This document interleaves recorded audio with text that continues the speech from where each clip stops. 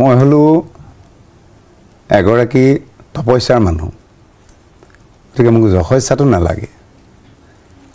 গতিকে মই সদায় ইয়াৰ ফুলৰ যেনেকৈ মৌ বিচাৰি ফুৰে মই ইঘৰ সিঘৰকে গাঁৱে গাঁৱে নগৰে চহৰে মহাপুৰুষীয়া সংস্কৃতিৰ কিবা আছে নেকি সেই ধৰণে বিচাৰি ফুৰা মানুহ আৰু সেইকাৰণে মই আচলতে এই কেমেৰাৰ সন্মুখলৈ অহাটো মই বৰ কামনা নকৰোঁ বিভিন্ন ঘাট আৰু প্ৰতিঘাতৰ সংঘাতৰ মাজে আহিছোঁ মই ইমান সহজে অহা নাই মোৰ মা সৰুতে ঢুকাইছে ভাওনা এখন কাৰোবাৰ ভাষণ শুনি কিতাপ পঢ়ি নহয় সেই ব্যৱহাৰিক জানিব লাগিব তাত্ত্বিকো জানিব লাগিব নিশ্চয় গতিকে মোৰ দুখ এটাই আছে সেইটোৱে মোৰ ঘৰৰ পৰা মই পাবলগীয়া দুখ একো নাই আৰু কেতিয়াবা কেতিয়াবা ক'ৰবাত ৩২টা দাঁত আছে জিভাত কামোৰ খামি অকণমান অনুভৱ এজন মানুহে আপোনাক ইমান ভাল পায় এজন মানুহৰ আচলতে মৰম নহয় হাজাৰ হাজাৰজনৰ মৰম কি ধৰণে আমি কাম কৰিলে আমি নিজকে ক'ব পাৰিম যে হয় আমি শংকৰী সংস্কৃতিৰ সাধক হৈছোঁ এতিয়া সাধক শব্দটো অৰ্থটো ব্যাপক অৰ্থ সাধক তিনি প্ৰকাৰৰ মই সেই তিনি প্ৰকাৰৰ বিষয়ে বিশ্লেষণ নকৰোঁ শাস্ত্ৰ অধ্যয়ন কৰি ঈশ্বৰতে মন প্ৰাণ অৰ্পণ কৰি নামষাৰ গাই থকাটোৱে আচলতে আধ্যাত্মিকতা নহয় মোৰ যিটো উপাসনা পদ্ধতি মই ঈশ্বৰক উপাসনা কৰিব লাগে কৃষ্ণক উপাসনা কৰিব লাগে সেইটো মোৰ লগৰ বস্তু মই সেইটোৱে আধ্যাত্মিক বুলি ভাবোঁ যিটো মহত্ববোৰ যিটো পৰোপকাৰ সমাজৰ দায়িত্ববোধ সেইটোহে আচলতে আটাইতকৈ সাধনাৰ বস্তু গতিকে সাধনা অতি সাধনা কল্প সাধনা এনেকৈ তিনি প্ৰকাৰৰ সাধনা আছে গতিকে মই অতি সাধনাৰ মানুহ নহয় মই হৈছোঁ কল্প সাধনাৰ মানুহ মানে গছজোপাত তলত শিপা আছে ওপৰত ডালপাতবোৰ আছে ডালপাতবোৰ আমি দেখিছোঁ তলৰ শিপাডাল ঘাই শিপাডাল কি আছে সেইটো সাধনাহে মই কৰিছোঁ আচলতে মই সাধক নহয় সেই শব্দটো মোৰ কাৰণে নহয় মই হৈছোঁ এজন ছাত্ৰ আৰু এটা ভিক্ষাৰী মহাপুৰুষ মাধৱদেৱে কৈছে হৰিও তুমি আনন্দ সিন্ধু হামো ভিক্ষাৰী মাগক বিন্দু মই কিহৰ ভিক্ষাৰী মই কৃষ্ণ সংস্কৃতিৰ ক'ৰবাত কি অৱদান আছে নেকি ক'ৰবাত কেনেবাকৈ কৃষ্ণ সংস্কৃতি শব্দটো ব্যাপক অৰ্থ মই বিশেষকৈ সংগীতলৈ লৈ আহিছোঁ সংগীতৰ ধাৰাত কিবা আছে নেকি এইবোৰ বিচাৰি ফুৰা মানুহে সেইকাৰণে সাধক শব্দটো মোৰ ক্ষেত্ৰত নাখাতে ৰাইজে কৈছে কাৰণে কৈ আছে কিন্তু মই আচলতে এগৰাকী সেৱক আৰু এগৰাকী ছাত্ৰ হয় এগৰাকী সেৱক হৈ আপুনি অসমৰ বিভিন্ন প্ৰান্তত এটা প্ৰজন্মক বুলিয়ে ক'ব লাগিব আপুনি গুৰু সংস্কৃতিৰ বিষয়ে শিকাইছে আপুনি নৃত্য গীত ভাওনা আপুনি সকলোবোৰ নিখুঁতকৈ শিকাবলৈ চেষ্টা কৰিছিল তে সেই যাত্ৰাটো কিন্তু এদিনীয়া নহয় বহু কম সময়ৰ পৰা আপুনি সেই যাত্ৰা আৰম্ভ কৰিছিল এটা মই জানিব বিচাৰিছোঁ আজিৰ এই পবিত্ৰপান বৰা এই নামটো আজিৰ যিখিনি শ্ৰদ্ধা সকলোৱে মনত আপোনাৰ নামটো কোৱাৰ লগে লগে আজি অনুষ্ঠানটো চাই থকা যিসকল আপোনাৰ খুব চিনাকি সেইসকল নিশ্চয়কৈ তেখেতলোকৰ মনত পৰিব আপোনাৰ সান্নিধ্যৰ কথা গতিকে এই নামটোৰ আঁৰত এটা দীঘলীয়া যাত্ৰা আছে মোক অকণমান আৰম্ভণিৰ কথাখিনি কওক গোলাঘাটৰ সেই কণমানি ছাত্ৰগৰাকী এতিয়াৰ পবিত্ৰপান বৰালৈ অহাৰ সময়খিনি মাজৰ সংঘাত ভাল লগা বেয়া লগা কওক প্ৰথম কথা হ'ল মোৰ প্ৰথমতে পিতৃ জয়চন্দ্ৰ বৰা মাতৃ পুষ্পলতা বৰা মোৰ মা দেউতাৰ নাম দুটাত অৰ্থ আছে মোৰ দেউতা জয়চন্দ্ৰ বৰা অৰ্থাৎ স্কুল দেখা পোৱা নাছিল কিন্তু তেওঁ নামঘৰৰ প্ৰতি অত্যন্ত ভাল পোৱা ব্যক্তিলৈ আৰু নামঘৰতে বন্তি জ্বলাইছিল সেইকাৰণে দেউতাৰ মোক আমাক এটা কথাই কৈছিল বাবা জীৱনত ভাল কাম কৰিবলৈ হ'লে ঈশ্বৰ সেৱা কৰিবি ভক্তি কৰিবি এইটো কৈছিল সেয়া মোৰ দেউতাৰ শিক্ষা আৰু মা নামটো পুষ্পলতা মই লতাটো বাদ দিলোঁ পুষ্প যিহেতু পূজাত লাগে গতিকে আমি সমাজ এখনত থাকিবলৈ হ'লে সমাজ এখনত জীয়াই থাকিবলৈ হ'লে কেনেধৰণে প্ৰিয় পাত্ৰ হৈ থাকিব লাগে সেই কথাবোৰ মা দেউতাৰ পৰা শিকিছিলোঁ মোৰ শিক্ষা ক্ষেত্ৰত মানে একাডেমীৰ পৰা সংগীত শিক্ষালৈকে মই সকলো গুৰুকে সেৱা নিবেদন কৰিছোঁ পদ্মশ্ৰী যতীন গোস্বামী ছাৰলৈকে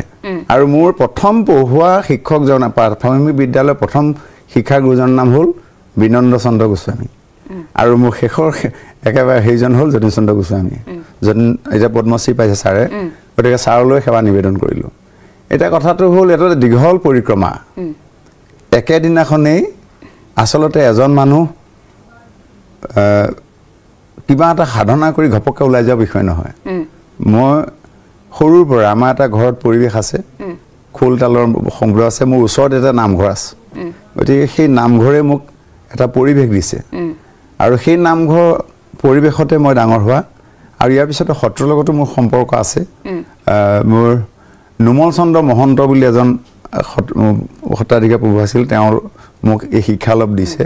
যাদৱ চন্দ্ৰ মহন্তদেৱ আছে কেতিয়াৰ পৰা আচলতে ইমান বেছি আকৃষ্ট চন তাৰিখবোৰ মোৰ মনত নাথাকে চন তাৰিখবোৰ বৰকৈ মোৰ মনত নাথাকে কাৰণ বুৰঞ্জী মানুহ নহয় যে বাৰু যি নহওক এতিয়া কথাটো হৈছে কি বিভিন্ন ঘাট আৰু প্ৰতিঘাতৰ সংঘাতৰ মাজে আহিছোঁ মই ইমান সহজে অহা নাই মোৰ মা সৰুতে ঢুকাইছে গতিকে মোৰ ভাইটি এটা আছে মই তাৰ ভাইটিটো মই মা যেতিয়া ঢুকাইছে ভাইটি মাত্ৰ চুচৰি বুকৰি ফুৰে মই তেনেকুৱা এটা জীৱনৰ পৰা আহি পেলানি আজি মই ডাঙৰকৈ ক'বলৈ হ'লে একো হ'ব পৰা নাই হ'বৰ কাৰণে চেষ্টাও কৰা নাই সাধাৰণ এজন মানুহ হিচাপে সমাজ এখনত জীয়াই থাকিব লাগে সমাজৰ যিটো ব্যৱস্থা সেই সমাজখনৰ লগত থাকি ভাল পাওঁ মানে মানুহক ভাল পাওঁ জীৱ জগতক ভাল পাওঁ সেই ভাল পাওঁ কাৰণে এইবোৰ লাগি আছোঁ আপুনি ক'লে যে আপোনাৰ সেই গোটেইখিনি সংঘাত আছে সৰুৰ পৰা মই একদম সঁচা কথা এটা এইখিনিতে কৈ ল'ব বিচাৰিছোঁ মই আগতে যেতিয়া জানো যে পবিত্ৰপ্ৰাণ বৰা ছাৰৰ ঘৰ ক'ত এতিয়া সকলোকে গোলাঘাটত কিন্তু মোৰ এনেকুৱা লাগে যে গোটেই ঘৰখনতে গোটেই অসমখনতে আপোনাৰ ঘৰ আছে নেকি আপোনাৰ নামতহে গোলাঘাটত ঘৰ কিন্তু এই মানুহজন শদিয়াত এই মানুহজন ধুবুৰীত এই মানুহজন কাৰ্বি আংলঙত এই মানুহজন ধেমাজিত এই মানুহজন ৰঙিয়াত ইমান ঠাইৰ মানুহে আপোনাক বিচাৰি ফুৰে আৰু মই দৰ্শকসকলক এইখিনিতে ক'ম যে তেখেতক ইমান মানুহে ভাল পায় অসমৰ যিসকল আচলতে গুৰু সংস্কৃতিৰ সৈতে জড়িত গীত নৃত্য বাদ্যৰ সৈতে যিসকল জড়িত আধ্যাত্মিকতাৰ সৈতে জড়িত তেখেতসকলৰ বাবে খুব এটি চিনাকি নাম তেখেত গতিকে তেখেতৰ বাবে তেখেত যাব বুলিয়ে এটা কোঠা সাজু কৰি ৰাখে আৰু এতিয়া এনেকুৱা হৈছে যে যি ঠাইলৈ তেখেত গৈ থাকে ঘনেপতি সেই ঠাইসমূহত তেখেতৰ নামত এটা নিৰ্দিষ্টকৈ কোঠাই সাজি দিয়া হয় পবিত্ৰ কুটিৰ বুলি ৰঙিয়াত কুটিৰ আছে আৰু মই খবৰ কৰিছোঁ অসমৰ বহু জিলাত আপোনাৰ নামত তেনেধৰণে কোঠা ৰাইজে সাজি থৈছে আৰু আপুনি গ'লে সেই কোঠাটোতে থাকে তেনেধৰণৰ ব্যৱস্থাও কৰি দিয়ে ইমান মৰম ৰাইজৰ কেনেকৈ সম্ভৱ মৰম দিলে মৰম পায় আপুনি যদি শ্ৰদ্ধা কৰিছে আপোনাক শ্ৰদ্ধা কৰিব আপুনি যদি ভক্তি কৰিছে আপুনি ভক্তি কৰিব আপুনি যদি যাক যেনে আপোনাৰ ব্যৱহাৰ আপোনাৰ পৰিচয় নিশ্চয় প্ৰথম কথা হ'ল যে মৰম দিব জানিব লাগিব আপোনাৰ প্ৰশাসনিক এটা বেলেগ বস্তু মৰম এটা বেলেগ বস্তু আজি হয় মোৰ ঘৰ গোলাঘাটৰ কমাবন্ধাত কানু গাঁৱত কিন্তু মোৰ আচলতে এখন ঘৰ নহয় আছে ভাইটোৰ পৰিয়ালটো আছে মই এডোখৰ ভূমি আছে দেউতাই দি থৈ গৈছে সিহঁতি আছে নে নাই ভালে কুশলে চাবলৈ যাওঁ মোৰ গোটেই অসমখনৰ প্ৰতিটো ঘৰেই মোৰ ঘৰ প্ৰতিখিনি ল'ৰা ছোৱালীয়ে মোৰ বন্ধু বান্ধৱী প্ৰতিজন ব্যক্তিয়ে মোৰ কাৰণে সাধক একোজন চল্য ন মানিকং চল্য ন গজে গজে হাতী ধেৰ থাকিব পাৰে সকলো হাতীত মুখ নাথাকে গছ বন ধেৰ থাকিব পাৰে সকলো গছৰ দৰৱ কিন্তু ঔষধ হয় সেইকাৰণে দৰৱত যেতিয়া লাগে চব গছেই দৰৱত লাগে দৰৱৰ দৰে যাৰ ঘৰলৈকে যাওঁ এতিয়ালৈকে কোনো এঘৰ গৃহস্থীয়ে ক'ব নোৱাৰিম যে এইখন মোৰ ঘৰ বুলি মই ডাইৰেক্ট কৈ থৈ আহিব পাৰোঁ আৰু সেইকাৰণে সেইটো মৰমতেই ৰাইজে যেতিয়া যাওঁ তেতিয়া তেখেতসকলে যিখিনি মৰম দিয়ে তেখেতসকলে যিটো মৰম দিয়ে মই একো দিব পৰা নাই জাষ্ট মই যাওঁ খাওঁ থাকোঁ আহোঁ এই আদান প্ৰদানটো আমাৰ যিটো হৈ আছে সেইকাৰণেই আচলতে অসমবাসী ৰাইজৰ মোৰ কাৰণে অতি আদৰৰ আৰু অসমবাসীৰ সেই মৰমটোৰ কাৰণেই জীয়াই আছোঁ বেলেগ কথা একো নাই তাত এই কথাটো মোৰ বৰ ভাল লাগিল আপুনি যে ক'লে গোটেই অসমখনৰ ল'ৰা ছোৱালী আপোনাৰ নিজৰ সন্তানৰ দৰে এতিয়া ছাৰ আপোনাৰ হয়তো নিজৰো মনত নাই যে আপুনি কিমান ল'ৰা ছোৱালীক গীত শিকাইছে কিমান ল'ৰা ছোৱালীক আপুনি অভিনয় শিকাইছে কিমান ল'ৰা ছোৱালীক আপুনি বাদ্য শিকাইছে তে এই কথাবোৰ কিমানক শিকাইছে আপোনাৰতো সীমা সংখ্যা নাই তথাপিও আমি বহুজনৰ সৈতে যেতিয়া কথা পাতো নামটো আপোনাৰ উল্লেখ কৰে প্ৰতিগৰাকীয়ে এই ক্ষেত্ৰত আপুনি কি ভাবে এটা প্ৰজন্মৰ পাছত প্ৰজন্ম আপুনি কেৱল শিকাই গৈছে আপুনি কিন্তু তাৰ প্ৰতিদান একো বিচৰা নাই আজিলৈকে কেতিয়াবা এই ক্ষেত্ৰত আপুনি কষ্ট পায়নি আপুনি শিকোৱা আপোনাৰ সেই সকল ছাত্ৰ ছাত্ৰী আজি অসমৰ বিভিন্ন প্ৰান্তত তেওঁলোক জিলিকি উঠিছে কিন্তু কেতিয়াবা যেতিয়া কৰবাত কিবা ভুল হয় বিকৃত উপস্থাপন হয় তেতিয়া নিজৰ ওপৰত এগৰাকী গুৰু হিচাপে সেই কথাষাৰ আপোনাৰ খং উঠে নেকি বেয়া লাগে নেকি প্ৰথম কথা হ'ল এজন কবিয়ে কৈছে কৰ্তব্যৰ পাছে ফুৰা ক্ৰমাগত কাম কৰা ফলাফল ফলদাতা বিভুৰ হাতত গতিকে মোৰ কামটো হ'ল মই কৰি গৈ থাকিব লাগে এটা কথাটো হ'ল যে প্ৰশ্ন এখন যেতিয়া কাটা পৰীক্ষা পাতে প্ৰশ্ন এখন দি দিয়ে 100 নম্বৰটো সবকে দিয়ে সেই 100 নম্বৰৰ ভিতৰত কোনে পাছ কৰিব কোনে নম্বৰবোৰ উঠোৱা দায়িত্বটো তেওঁলোকৰ এতিয়া আমি সদায় এটা কথাই ভাবো যে যিখিনি ওলাই গৈছে সেইখিনি তেওঁলোকৰ সাধনাৰ যোগেদি ওলাই গৈছে আৰু যিখিনি ওলাই যাব পৰা নাই অতি সাধনাটোত ৰৈ দিবলগীয়া হৈছে প্ৰথম কথাটো হৈছে যে প্ৰতিগৰাকী শিল্পীয়ে সাধনা কৰি ওলাই যোৱাটো আমি কামনা কৰোঁ মই আকৌ এইটো বুলি নাভাবো দেই গীত বাদ্য নৃত্য জানিলে বুলি এগৰাকী শিল্পী হ'ব নোৱাৰে এগৰাকী শিল্পী হোৱাৰ সাধনাটো বহুত এটা বেলেগ বস্তু এজন মানুহ হ'বৰ কাৰণে যিখিনি সাধনা সেই সাধনাখিনিয়ে আসল সাধনা এটা মানুহ হৈছো নে নাই গীত ধুনীয়া গাইছে বাদ্য ধুনীয়া বজাইছে নৃত্য ধুনীয়া কৰিছে অভিনয় ধুনীয়া কৰিছে সেইখিনি মানুহক বাহিৰত আমি দেখুৱাইছো ভিতৰটো ঠিক আছে নাই গতিকে আমি বাহিৰৰ জগতখন ভাল দেখিলে নহ'ব ভিতৰৰ জগতখনো লাগিব সেইকাৰণে অন্তৰেখে হ'ব মানে ভাৱনা মিলয় ভাৱটো কি যদি ভাৱ শুদ্ধ তেতিয়া প্ৰত্যেকজনে ভাল হৈ যাব যদি ভাৱেই অশুদ্ধ তেতিয়াও সি কেতিয়াও শুদ্ধ হ'ব নোৱাৰে বৰ্তমান সময়ত অসমত আপুনি তেনে পৰিৱেশবোৰ যেতিয়া দেখে যে ভক্তিৰ ৰস আপুনি যেটো ভাবৰ কথা কৈছে ভাৱনা ভক্তিৰ ৰসত নথকাকৈ যেতিয়া এই দিকবোৰৰ চৰ্চা কৰে তেতিয়া আপোনাৰ কেনে ধৰণৰ অনুভৱ মই বুলি নহয় প্ৰতিগৰাকী কষ্ট পায় হিনজনে গুৰুৰ ওচৰতো অপৰাধী হ'ব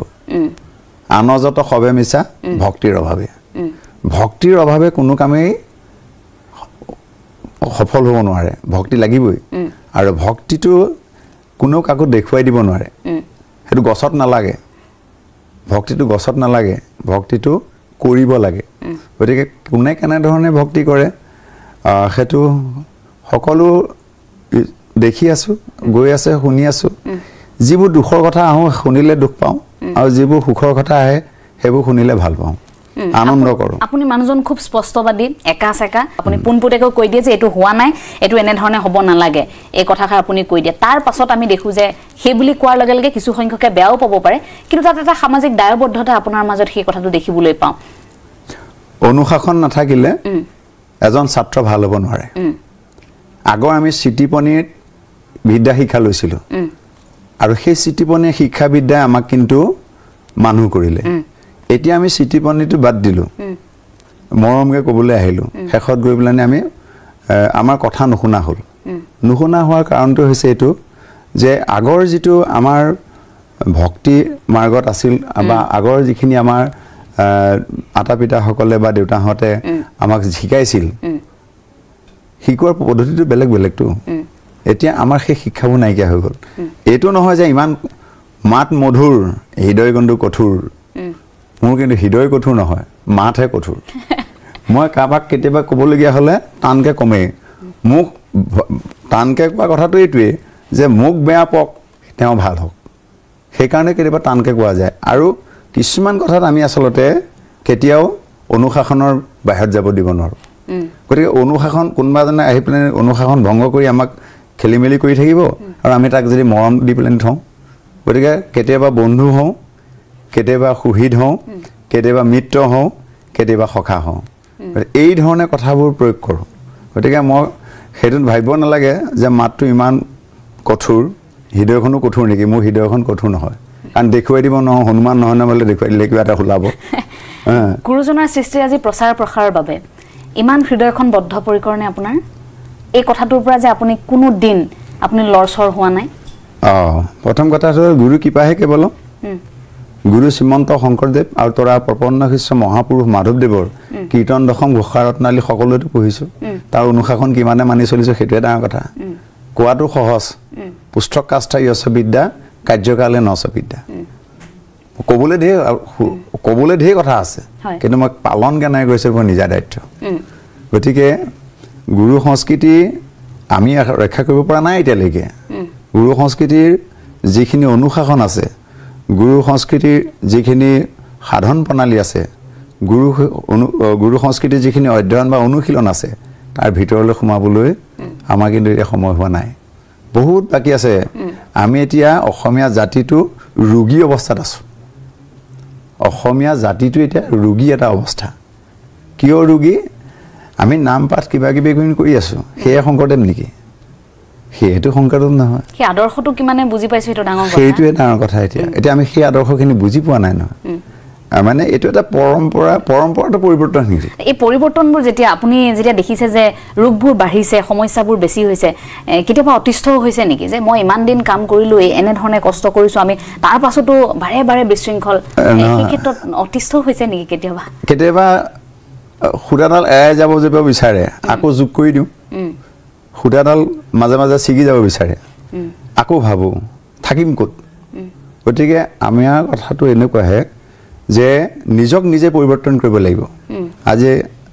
আপুনি মই সকলো লগ লাগি ব্যক্তি বিশেষে সমাজ হয় প্ৰতিজন ব্যক্তিয়ে যেতিয়া সজাগ আৰু সচেতন হৈ যাব সমাজখন নিজেই ভাল হৈ গুচি যাব জাতিটো নিজেই ভাল হৈ গুচি যাব এতিয়া নিজক যেতিয়া নিজে সজাব নোৱাৰিম তেতিয়া আনক আমি কেনেকৈ সজাব পাৰিম গতিকে প্ৰত্যেকেই এটা কথা চিন্তা ভৰা ভাল যে মই ৰোগী মোৰ ডাক্তৰ মই নিজেই মই ৰোগী মোৰ ডাক্তৰ মই নিজে যেনে মোৰ ঔষধ বেমাৰটো মোৰ মন আৰু মোৰ জ্ঞানটো হ'ল ডাক্তৰ বেমাৰটোৱে কৈছে তই এইটো নাখা বেমাৰটোৱে কৈছে মই এইটো খাওঁ জ্ঞানটোৱে কৈছে তই এইটো নাখাবি খালেতো ৰোগটো বেছি হ'ব যেনে আজিকালি চুগাৰ বেছি নহয় হয়নে চুগাৰ যদি বেছি হয় তেতিয়া তেওঁ কি বুলি কয় যে আপুনি আলু নাখাব চেনি নাখাব কৈ দিয়ে মই যদি মনৰ মতে চলি খাই দিওঁ তেতিয়াহ'লে মোৰ ক্ষয়টো কি হ'ব ডাক্তৰে ভাল কৰিব নোৱাৰে আচল ডাক্তৰ নিজেই বেলেগ ডাক্তৰ নাই আৰু নিজৰ ৰোগী নিজেই কিন্তু গতিকে দাস হুইয়াটো যে সেৱা নকৰিলো হৰি হৰি হৰি হৰিয়ে ইটো ঘূৰা অপৰাধৰ চিকিৎসা নাই তাৰ চিকিৎসাই নাই আমাৰ গতিকে আমাৰ যিবোৰ বেমাৰ আহিছে এতিয়া সেই বেমাৰবোৰ নিৰ্মূল কৰাৰ ঔষধ হ'ল নিজক নিজে পৰিৱৰ্তন কৰি শান্তিত থাকিবলৈ শান্তিৰ এটা পৰিৱেশ সৃষ্টি কৰিবৰ কাৰণে আমি সকলোৱে চেষ্টা কৰিব লাগিব আপুনি সমাজৰ ৰোগ বুলি কোৱাৰ লগে লগে অৰ্থাৎ সমস্যা বুলি কোৱাৰ লগে লগে মই কিন্তু গুৰু সংস্কৃতিৰ প্ৰচাৰ প্ৰসাৰতো বহুখিনি সমস্যা এতিয়া দেখিছো সেই সমস্যাৰ এটা প্ৰধান সমস্যা বুলি এতিয়া ক'ব লাগিব নতুনকৈ গা কৰি উঠিছে ভাওনা সংস্কৃতিৰ বিকৃতকৰণ এই কথাখিনি মই এবাৰ আপোনাৰ পৰা পাতিব বিচাৰিছো মই আৰম্ভণিতে দৰ্শকসকলক কওঁ এইটো খুব ভাল লগা কথা যে নতুন প্ৰজন্ম এতিয়া ভাওনা ভাগ কৰিবলৈ আগবাঢ়ি আহিছে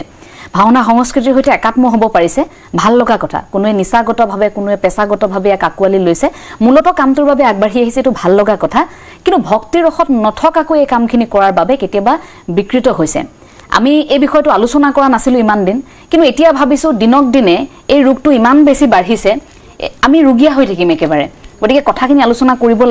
আলোচনা কৰিব লাগিব এনে পুৰুধা ব্যক্তিৰ পৰা গতিকে মই এই প্ৰসংগটো আপোনাৰ পৰা জানিব বিচাৰিছো এতিয়া মোক কওক স্যাৰ এই যে ভাওনা সংস্কৃতিৰ বিকৃতকৰণ এছাম যে উঠি পৰি লাগিছে সেই কথাখিনি মোক আপুনি অকণমান কওকচোন যে ই কেনে ধৰণে আমাৰ মনত হিপালে এই এতিয়া যেটো অৱস্থা দেখিছো তাক আকৌ ঘূৰাই আনাটো সম্ভৱ নে মূল খুঁটিলৈ প্ৰথম কথা গুৰু শ্ৰীমন্ত শংকৰদেৱে বা তাৰ প্ৰপন্ন শিষ্য মহাপুৰুষ মাধৱদেৱৰ বাদ দি ভাওনা কথা আমি পাতিবই নোৱাৰোঁ আৰু তেখেতসকলৰ দুইজনৰ অৱদানে অসমীয়া জাতিৰ ভাষা সাহিত্য কলা সংস্কৃতি সকলোবোৰ হাতীৰ খোজত যেনেকৈ সকলো পশু পক্ষীৰ খোজটো সোমাই যায় তেনেকৈ আৱৰি আছে মহাপুৰুষ গুৰু শ্ৰীমন্ত শংকৰদেৱে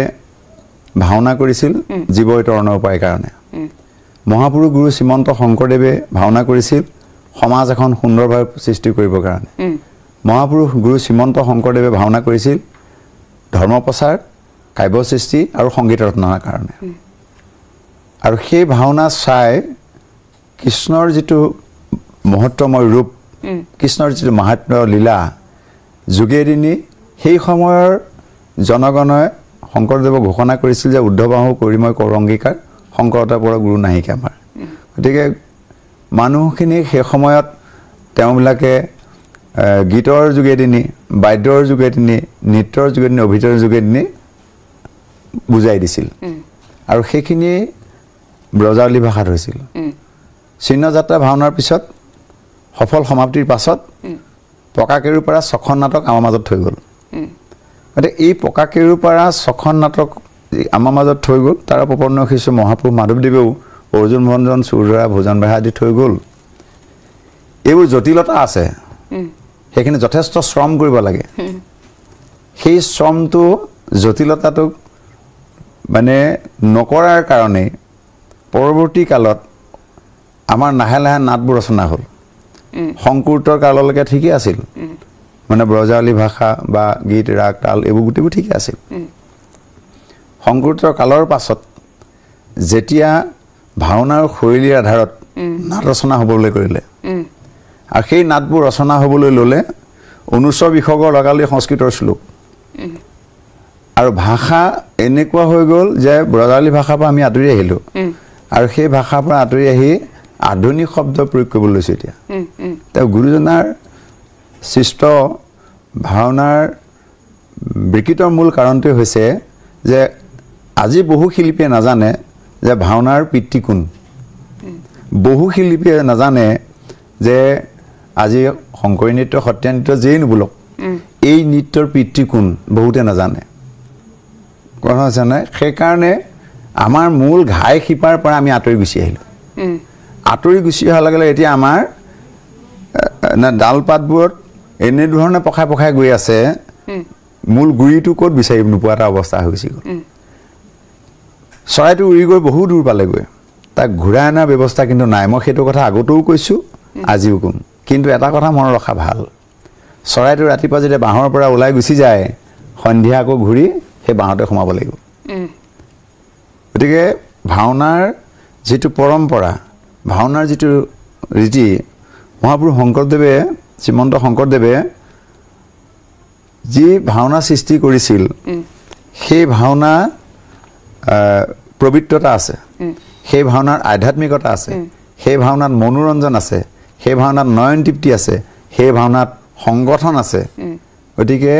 গোটেই বস্তুবোৰ আমাৰ মহাপুৰুষ গুৰু শ্ৰীমন্ত শংকৰদেৱে যিবোৰ বস্তু দি থৈ গ'ল সেইবোৰ কথালৈ আমি নাচাই কেৱল নাটক এখন কৰি আমি ৰাইজক দেখুৱাইছোঁ আমাৰ ৰাইজক দেখুৱাইছোঁ তাৰমানে ভাওনা এখন কৰিবলৈ হ'লে প্ৰস্তুতিগত হ'ব লাগিব স্তম্ভিত ৰূপ এটা আমি দেখি আছোঁ এতিয়া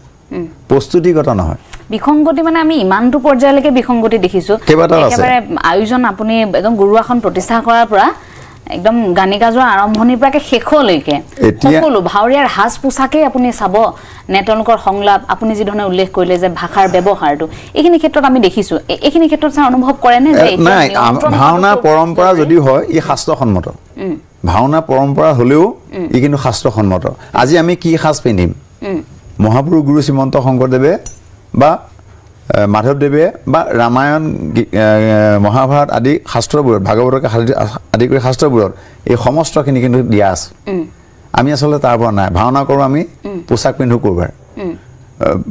এতিয়া ভাল লাগিলে মুখত দাড়ি একোচা লগাই দেখি ভোমোৰাৰ দৰে এটা কেঁচা এতিয়া দাড়ি গৈ আপোনাৰ মানে নাকৰ পৰা আৰম্ভ কৰি একেবাৰে মূৰৰ খুঁটিলৈকে পাইছে মানে ৰূপসজ্জা সাজসজ্জা খোজকাটল সংলাপ নিক্ষেপণ আদি কৰি বহুতখিনি আখোৱা এতিয়া আচলতে সোমাই গ'ল কাৰণ গুৰু ঢেৰ হ'ল গুৰু অন্ধগুৰুৰ সংখ্যা বাঢ়ি গ'ল বিচাৰকৰ সংখ্যা বাঢ়িছে আপুনি এষাৰ কথা লিখিছিল সামাজিক মাধ্যমত যে কেইটামান অনুষ্ঠানত শ্ৰেষ্ঠ চৰিত্ৰৰ পুৰস্কাৰ পোৱাৰ লগে লগে সেইজন গৈ বিচাৰকৰ আসনত বহে এতিয়া বিচাৰকৰ সংখ্যা যেতিয়া এনেকৈ বাঢ়িব পিছৰ প্ৰজন্মলৈ এই এটা ভুল বাৰ্তা যাব কাৰণ বিচাৰকৰ বহুত কথা গৈছে মানে ভাওনা এখন কাৰোবাৰ ভাষণ শুনি কিতাপ পঢ়ি নহয় সেই ব্যৱহাৰিক জানিব লাগিব তাত্ত্বিকো জানিব লাগিব নিশ্চয় গতিকে ব্যৱহাৰিক নজনা তাত্ত্বিক নজনা বিচাৰক ব্যৱহাৰিক নজনা তাত্ত্বিক নজনা ভাওৰীয়া গুৰুজনাৰ যি সময়ত ভাওনা কৰিছিল সেই সময়ত ইমান পঢ়া শুনা নাছিল আজিকালি ভাল লাগিছিল কোনোবা ইঞ্জিনিয়াৰ কোনোবা ডক্টৰ কোনোবা মানে প্ৰফেচাৰ আদি সকলো এই ভাওনাত হৈছে আৰু ভাওনাত এইকাৰণেই হৈছে যে অসমীয়া জাতি ভাওনাৰ প্ৰতি টান আছে আৰু থাকিব কিয় থাকিব যে গুৰু শ্ৰীমন্ত শংকৰদেৱৰ অৱদান আৰু একমাত্ৰ অনুষ্ঠান কলুষিত নহয় কেৱল ভাওনা আজি ভাওনাত চকী নাভাগে ভাওনাত হেৰি নাথাকে গতিকে ভাওনাৰ ভক্তিৰ অনুষ্ঠান শ্ৰীমন্ত শংকৰদেৱৰ এই অৱদান সদায় জীয়াই থাকিব আৰু আমি ভাওনা সকলোৱে কৰিব লাগিব মই এতিয়া ইয়াৰ পৰা এটা কথাই অনুৰোধ জনাম যে আমি বিশৃংখলতা উশৃংখলতা এইবোৰ কথা গাই থাকিলে নহ'ব শৃংখলাবদ্ধভাৱে কৰিবৰ কাৰণে প্ৰত্যেকজন যদি সচেতন হৈ যায় আমি আগৰ আমাৰ গাঁৱত ভাওনাটো হৈছিলে চুক এটাত ভাওনাটো হৈছিলে এতিয়া বৰসভাটো নামখাৰ যেনে তেনে হৈ আছে ভাওনা এখন লাগে কাৰণে ভাওনাখন কৰে কিন্তু এখন গাঁৱৰ বা এটা অঞ্চলৰ নহয় কোনোবা এটা অন্য প্ৰান্তৰ পৰা একেবাৰে গোটেই অসমখনৰ সদিয়া এটা ধুবুৰী এটা আনি পেলানি ভাওনা এখন কৰিলে ৰাতিপুৱালে কি ভাওনা কৰিছিল তাকো ক'ব নোৱাৰে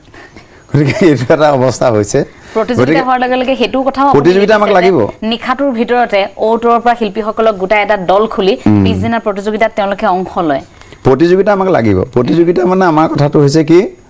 সেইখন প্ৰতিযোগিতা অৰিয়াৱৰী প্ৰতিযোগিতা নহয় প্ৰতিযোগিতা লাগিব যে আজি গুৰুজনাৰ বস্তুটো সত্য শুদ্ধ ৰূপত অনুশীলন কৰি মানুহৰ এজন প্ৰতিভা আছে সেই প্ৰতিভা আমি কেনেকৈ চিনি পাম প্ৰতিযোগিতাত দুগুণে চিনি পাম কিন্তু সেই প্ৰতিযোগিতাত ঘোষ দি নহ'ব সেই প্ৰতিযোগিতা হ'ব লাগিব শুদ্ধ বিচাৰ আৰু সেই শুদ্ধ বিচাৰত সেই প্ৰতিযোগীজন প্ৰতিভাটো প্ৰকাশ পাব গতিকে প্ৰতিযোগিতা আমাক লাগিব প্ৰতিযোগিতা কৰিব লাগিব আৰু সেইটো কাৰণে সত্য শুদ্ধভাৱে সেই শিল্পীগৰাকীক ধ্বংস কৰাৰ অধিকাৰ আমাৰ নাই আৰু সেই শিল্পীগৰাকীক আমি প্ৰতিভাটো উলিয়াই দিব লাগিব আৰু উলিয়াই দিয়াৰ লগে লগে তেওঁলোকে কি কৰিব এদিন গুৰুজনাৰ সংস্কৃতি বিশ্বৰ দৰবাৰলৈ নিব নালাগে বিশ্বৰ দৰবাৰত গুৰুজনা হৈয়ে আছে কিন্তু আমি তেওঁৰ লগত আগবঢ়াই যাবৰ কাৰণে বা সেই সম্পদখিনি আগবঢ়াই দিয়াৰ কাৰণে যিখিনি প্ৰচেষ্টা সেইখিনি আমাৰ শিল্পী সাধকসকলে কৰিব লাগিব আগতেই অংকীয়া নাটক লৈ এটি দল লৈ কেন্দ্ৰীয় শিল্পী দল আপুনি নাম দি সেই দল আপুনি অসমৰ বাহিৰৰ বিভিন্ন ৰাজ্যত নাট প্ৰদৰ্শন কৰিছিল মোক সেই অভিজ্ঞতাৰ বিষয়ে কওকচোন আপুনি যেতিয়া বহিৰাজ্যলৈ নাটসমূহক লৈ গৈছিল প্ৰথম প্ৰচাৰ প্ৰসাৰৰ বাবে তেতিয়া তাত আদৰ আপুনি কেনেধৰণে দেখিছিল আৰু সেই ধাৰাটো এতিয়া লাহে লাহে কমি আহিছে নেকি আমাৰ নিজৰ মাজৰ খামখেয়ালিৰ বাবে মই মুম্বাই দিল্লী চৰকাৰৰ যোগেদি বা কলকাতা চৰকাৰৰ যোগেদি আমাৰ ভাওনাবোৰ নি আছোঁ আৰু সেই অংকীয়া নাটৰ শব্দ গুৰুজনাৰ নাটকসমূহৰ এতিয়াও কোনেও আচলতে একো হেৰি কৰিব পৰা নাই মানে বিলুপ্তি কৰিব পৰা নাই তাক ৰূপে ৰূপে উঠি গৈ আছে আগৰ তুলনাত এতিয়া কিন্তু চৰ্চাটো বাঢ়িছে ভাওনাৰ গতিকে আগৰ আমাৰ অসমত অংকীয়া নাট সমাৰোহ নহৈছিল এতিয়া শ্ৰীমন্ত শংকৰদেৱ সংঘ হওক সত্ৰ মহাসভাই হওক সংগীত নাটক একাডেমীয়ে হওক এইবোৰ অংকীয়া নাটক সমাৰোহবোৰ আৰম্ভ কৰিছে বা গাঁৱে ভূঞে কোনোবা অনুষ্ঠানে এতিয়া মঞ্জুলা কেন্দ্ৰকে আদি কৰি এইবোৰতো ভাওনা সমাৰোহ পাতিছে কেৱল গুৰুজনাৰ পাতিছে মই আকৌ এইটো কোৱা নাই যে এই ভাওনাবোৰ নহয় নেকি এইবোৰ ভাওনা হয় কাৰণ তাৰ অংকীয়া নাটৰ শৈলীৰ আধাৰত এই নাটকবোৰ ৰচনা হৈছে অংকীয়া নাটৰ শৈলীৰ আধাৰত নাটকবোৰ ৰচনা হৈছে কিন্তু এই নাটকবোৰ ৰচনা কৰিবলৈ যাওঁতে তাত কি হৈছে যে যথোপযুক্ত ৰাগ তালবোৰ বা সংলাপবোৰ ক'ত দাড়ি কমা কিবা কিবা কিবা এইবোৰ কথা আচলতে গুৰুত্ব দিব লাগিব গতিকে ভাওনা কোনোদিন ই তললৈ নাহে সি সদায় ওপৰলৈ যাব কিন্তু এইটো খাটাং ভাওনা মৰিবলৈ দিব নোৱাৰোঁ ভাওনা থাকিলেহে অসমীয়া জাতি থাকিব ভাওনা থাকিলেহে ভাষা সংস্কৃতি থাকিব ভাওনা থাকিলেহে আমি অসমীয়া বুলি থিয় হৈ থাকিব পাৰিম আৰু ভাওনা থাকিলেহে ঈশ্বৰক আমি উপাসনা কৰিব পাৰিম গতিকে ঈশ্বৰক এটা কৰ্ম ই আধ্যাত্মিক অনুষ্ঠান গতিকে আমাৰ ভাওনা কোনোদিন মই কমিছে বুলি ভবা নাই আগতকৈ বাঢ়িছে কিন্তু মাজে মাজে কেতিয়াবা আধুনিকতাৰ ধাম খুমিয়াই বা বতাহ জাকে আমাক কেতিয়া কিন্তু কোবাবলৈ চেষ্টা কৰে আৰু কোবোৱাৰ কাৰণটোৱে হৈছে যে অল্প বিদ্যা ভয়ংকৰ অল্প বিদ্যা ভয়ংকৰে আমাক কেতিয়াবা ভাওনাৰ বতাহ জাকত কেতিয়াবা বিশৃংখল সৃষ্টি কৰিব বিচাৰে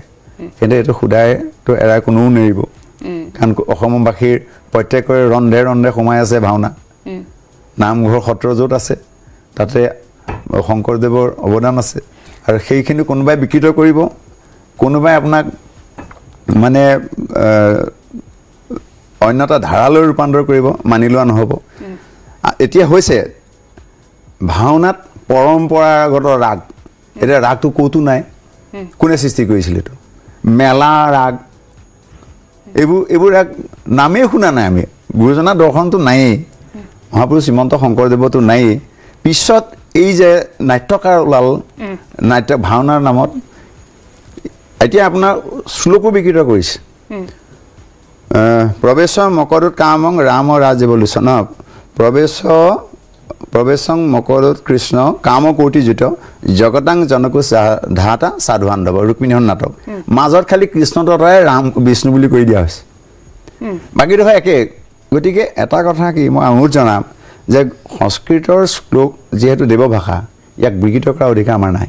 আৰু তাতকৈ গুৰুজনাৰ নাটকৰ আধা এটা শব্দ আঁতৰাই নাটক কৰাটো তাৰ ওপৰত হৈছেনে গতিকে সেইবোৰ নকৰিবৰ কাৰণে অনুৰোধ জনাম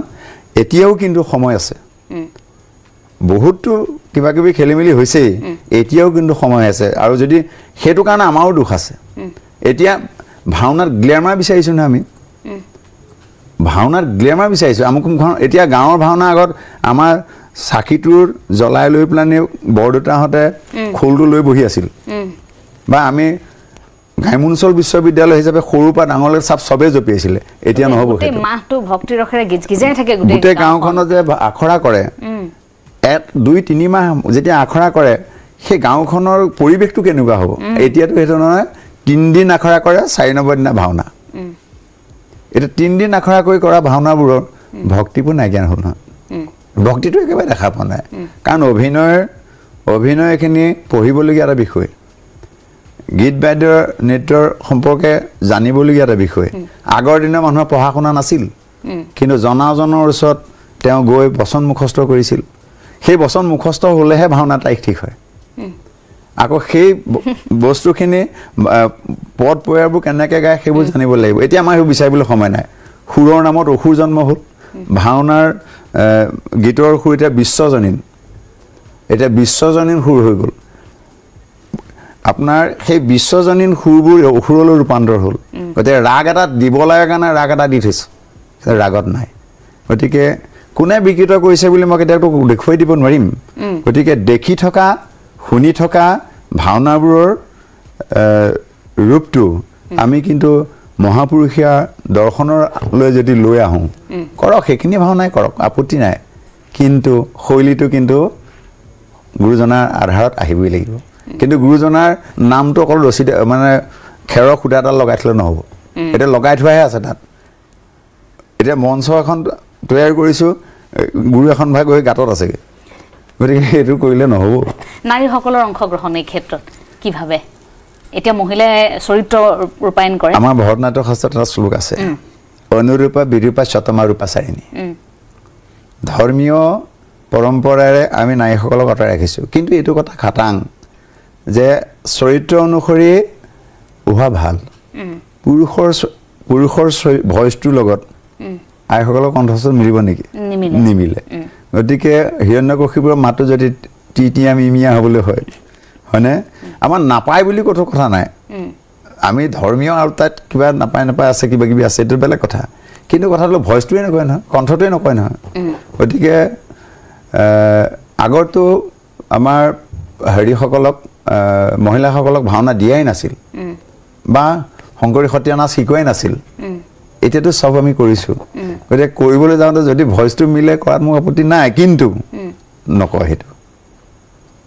গতিকে যাক যিটো চৰিত্ৰই খুৱায়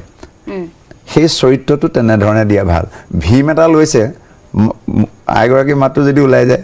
তে হ'বনে নহ'ব গতিকে কণ্ঠৰ লগত প্ৰথম কথা আৰু চৰিত্ৰটোৰ লগত সম্পূৰ্ণ নিজাকৈ খাপ খোৱাকৈ সেই গোটেইখিনি তেওঁৰ শৰীৰত থাকিব লাগিব এই ধৰণে তেওঁৰ আংগিক বাচিক সাত্বিক আহাৰ্য এই 4 প্ৰকাৰ অভিনয় আছে এতিয়া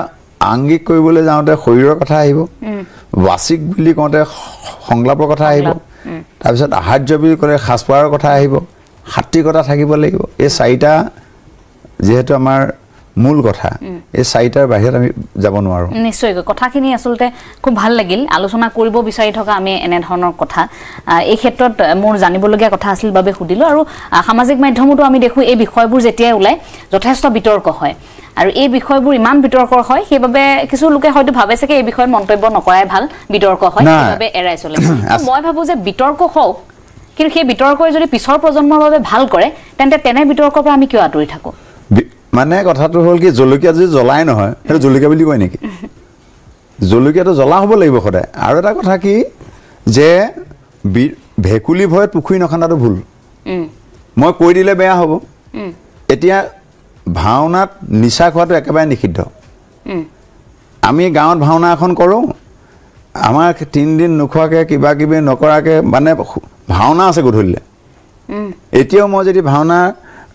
বিচাৰ কৰিবলৈকে হওক ভাওনাখন কৰিবলৈকে হওক মই সেই সময়ত গা পা ধুই এটা ভক্তিৰ সহকাৰে যাওঁ কিন্তু এতিয়া এনেকুৱা এটা অৱস্থা আহিছে যে নিচা খাই পেলাই গোটেই দপদপনি মাৰিবলৈ আৰম্ভ কৰিছে এতিয়া মই যদি সেইটো নকওঁ ক'লেওতো বিতৰ্ক হ'ব গতিকে নোকোৱাটো মোৰ অপৰাধ জানিও অৱজ্ঞা কৰে যিটো মন্দমতি গুৰু পিতৃ দুহ পাপে যাইব অধোগতি মই নোকোৱাটো অপৰাধ আৰু তেওঁ নুশুনাটো অপৰাধ কোন অধোগতি যায় মোৰ দৰকাৰ নাই আমি সদায় উদ্ধগতি বিচাৰোঁ অধোগতিটো নিবিচাৰোঁ গতিকে প্ৰতিজনক আমি এটা কথা সদায় সাৱধান হোৱা ভাল যিখিনি কাম কৰিলে সমাজখনৰ সুন্দৰ হয় সেইখিনি কৰক যিখিনি কাম কৰিলে সমাজখন বিপদে পৰিচালিত হ'ব ভাওনা চাবলৈ আহি যে তোমাৰ নিচা চাবলৈ অহা নাই গতিকে ভাওনাকে আমি যিটো চৰিত্ৰ কৃষ্ণৰ চৰিত্ৰ দেখুৱাওঁ আমি কৃষ্ণৰ চৰিত্ৰ দেখুৱাওঁ ৰুক্মবীৰৰ চৰিত্ৰ দেখুৱাম কিন্তু ৰুক্মবীৰৰ পিছত মুণ্ডনটো আমি কৰিছে দেখিছে গতিকে ভাওনাতে গোটেই ভাৱৰ কথাখিনি সোমাই আছে গতিকে বিতৰ্ক সমালোচনা আমি শেষ কৰিব নোৱাৰোঁ আৰু সমালোচনা থাকিব কেলৈ থাকিব সদায় এজন মানুহৰ বিৰুদ্ধে যদি এটা বেয়া কথা কোৱা মানুহ নোলায় তে মানুহটো সংস্কাৰ হৈ থাকিব কেনেকৈ নিশ্চয়কৈ গতিকে এইখিনিতো আমাক প্ৰয়োজন এতিয়া পবিত্ৰপাণ ভাগ চবে ভাল পায় আপোনালোকে ভাবে নেকি যে গোটেই মানুহখিনিয়ে ভাল পায় তাৰ মাজতো বেয়া পোৱা মানুহ আছে তাৰমানে তেওঁ মোক সাৱধান বাণী দি আছে আৰু তেখেতে বেয়া পোৱাৰ বাবে আপুনি সাৱধান গতিকে মোক সাৱধান কৰিবলৈ সেই শ্ৰেণীৰ মানুহ দৰকাৰ গতিকে মোক সাৱধান কৰিবৰ কাৰণে সেই মানুহখিনি যিটো সাৱধান হৈ একো কৰিব নোৱাৰে এই কথাটোত মই জানিব বিচাৰিছোঁ তেনে সংঘাত পোনপটীয়াকৈ তেনে সংঘাতৰ সন্মুখীন হৈছিল নে বহুবাৰ এই কামখিনি কৰিবলৈ যাওঁতে ক'ৰবাত মনোকষ্ট পাইছিল নে একাংশ তেনে ব্যক্তিৰ পৰা যেতিয়া যিটো সময়ত আপুনি গাঁৱৰ পৰা চুকে কোণে সেই প্ৰতিভাবোৰ যেতিয়া বুটলি আনিছিল নামঘৰলৈ আৰু সেই প্ৰতিভা যেতিয়া আপুনি অন্য মঞ্চলৈ লৈ গৈছিল তেতিয়া মোৰ এটা কথা মই কৈ দিওঁ মই প্ৰথম এটা জীৱনত পাহৰিব নোৱাৰা দুখৰ কথা এটা কৈ থৈ যাওঁ আজি কওক মই কেন্দ্ৰীয় শিবিৰত লৈ থাকোঁতে মোক এজনী ছোৱালীৰ লগত এটা ল'ৰাৰ লগত যিখিনি সংঘাত দি দিলে পিছত এই পাতমান চিঠি এপাত মানে লিখি পেলানি 2 নম্বৰী চহী মাৰি দি দিলে চিঠিখন কিন্তু মোৰ হাতত আছে এতিয়াও আছে কিন্তু মই ঈশ্বৰ বিশ্বাসী যে মোক একো কৰিব নোৱাৰিলে কমাইছে নে এনেকুৱা আঘাত দিয়া মোৰ আছে মই নাম চাম চব আছে কিন্তু সেইবোৰ মাজ এটাই ঈশ্বৰত অৰ্পণ কৰি থোৱা আছে কিয় কৈছে জানেন আৰু তেনেকুৱা বেলেগ মোৰ বিশেষ কোনো একো কৰা নাই মোৰ জীৱনৰ যদি ঘাত প্ৰতিঘাত সংঘাত আছে সেইটো মোৰ মা দেউতা ঢুকাওঁতেও সিমানখিনি আঘাত পোৱা নাই সেই ঘটনাটো মোক আজিও খুলি খুলি খায় কিন্তু তাৰ বিপৰীতে মই দেখি গ'লোঁ চিঠিখন ব্লেংক চিঠি এখন এজনৰ হাতত দিলে চিঠিখন কোনে লিখিছিল চিঠিখন কোনে কি কৰিছিল বাপুৰে মোক চিঠিখন দি দিলে মই পাই গ'লোঁ আৰু সেই চিঠিখন মই পঢ়ি চাই মোৰ দুখৰ কথাখিনি কাকো ক'ব নোৱাৰোঁ মই দুখৰ কথা 3টাক কওঁ এতিয়াও মই দুখৰ কথা 3ঠাইত কওঁ আকাশক কওঁ অকলে কওঁ নিজানত কওঁ এইটো মোৰ দুখৰ কথা আছিল আৰু বেলেগ দুখৰ কথা একো নাই বাকীখিনি ৰাইজৰ মৰম ৰাইজৰ যিখিনি স্নেহ মই সদায় চিৰকৃতজ্ঞ আৰু চিৰণী গতিকে মোৰ দুখ এটাই আছে সেইটোৱে মোৰ ঘৰৰ পৰা মই পাবলগীয়া দুখ একো নাই আৰু কেতিয়াবা ক'ৰবাত 32টা দাঁত আছে জিভাত কামোৰ খামি জিভাৰ কামোৰ খালে কানো কৰিম গতিকে কেতিয়াবা সুহাকে থৈ দিওঁ তেনেকুৱা তেখেতৰ বাবে এটি উপহাৰ আছিল ছাৰ এটি উপহাৰ আছে আপোনাৰ বাবে আৰু দুগৰাকী অতিথি এটি উপহাৰ আপোনাৰ বাবে লৈ আহিছে